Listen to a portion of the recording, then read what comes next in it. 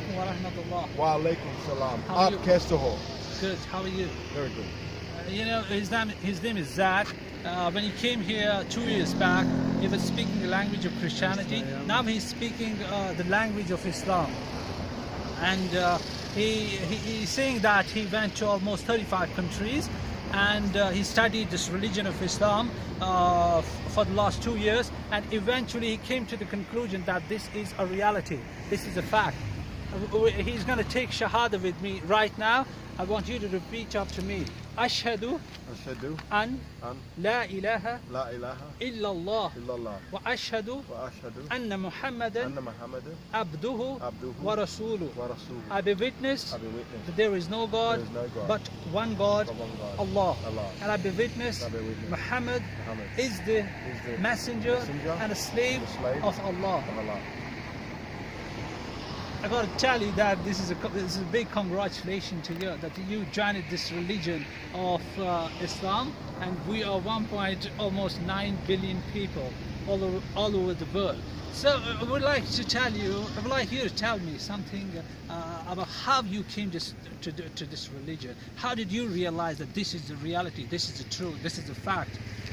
I want you to speak a bit about this, in short.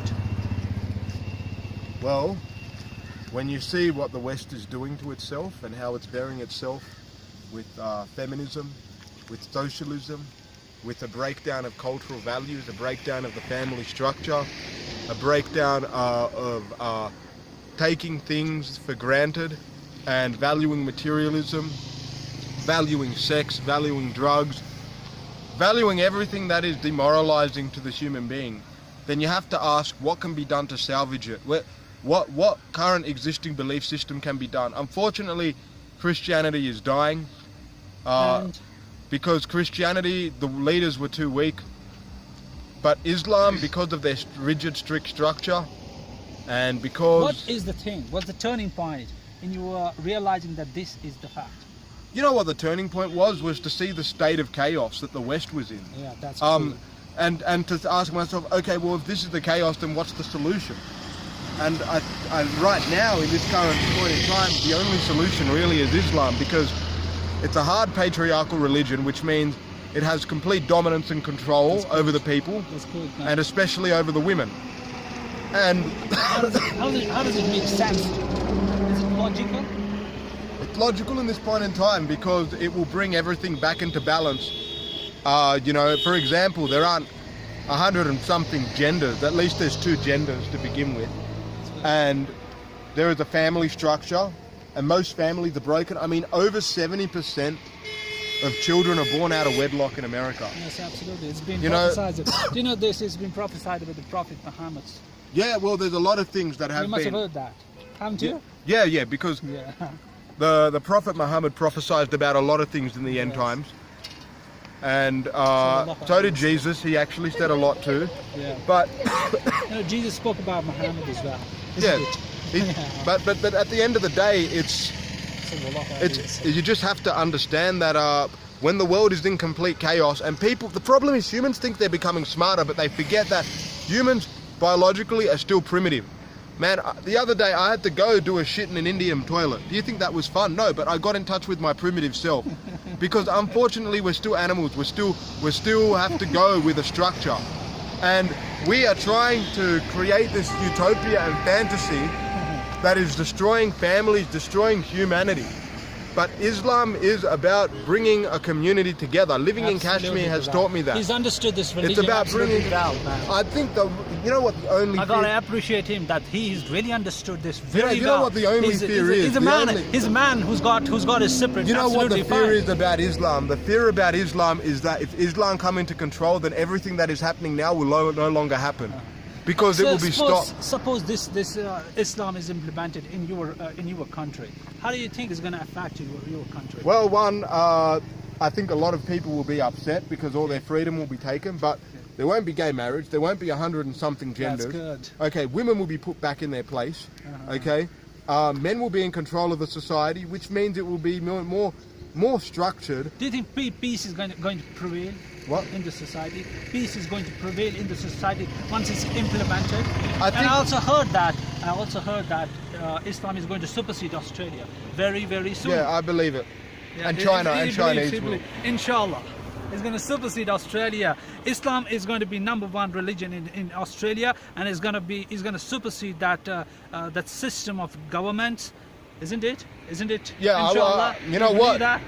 An Islamic system will be better than that mangina Malcolm Turnbull, than this redhead it's- feminist Julia Gillard, better than Kevin Rudd, that mangina. That's good. You know man. what? It's gonna destroy all these losers. We need a system that is strong, that is powerful. So Islam is powerful. Islam is strong. He's understood. He's realized this absolutely fine. Yeah. I gotta congratulate you, man, for this. No worries, no worries. I don't think anybody should really bother coming up with humans evolving, and I'll tell you why. I gotta Because tell you that I'm gonna tag this video to you on Facebook. Your fans are gonna watch this, saying that Islam is going to supersede Australia. yeah, They're gonna listen to you, okay? yeah. Do you have any problems? Am I uploading this? Only problem would be is if they're worried I joined a terrorist group. That's all. No, it's not. Because like you don't that. understand how these things are Yes, seen over there. Absolutely. You know. It's not about terrorism. How do you think about? Do you think Islam is a bit about terrorism as well? No, I think terrorism exists everywhere. I mean, if you go to South America, there's more terror there because there's gangs. I mean, that is also Absolutely. is terrorism. You understand And this, man? there are more people doing robbery, armed robbery, etc. there. That's good, There's man. more terror there. Okay, and what about okay, let's take what's it called? Even in Southeast Asia, okay. How about India? What's going on? Well, in yeah, India? there's the braid cutting. Terrorism exists everywhere. Boycotting terrorism. Terror exists. I think. Maoist terrorism. Have you heard about that? Maoist terrorism here in India. The RRS terrorism here in India. How about that Raj Thakre terrorism in India, in Mumbai? I don't You know must have about heard this about case. that. I don't know about this. They're case. real thugs. They're real terrorists. Man, terrorists. In comparison to what terrorists Islam exist- teaches us, Terrorists what Islam exist says. in every place, every religion. It's just all in a different form. And plus, I think the biggest terrorists are the multi-million-dollar corporations that are brainwashing people and making people brainwashing slaves. people.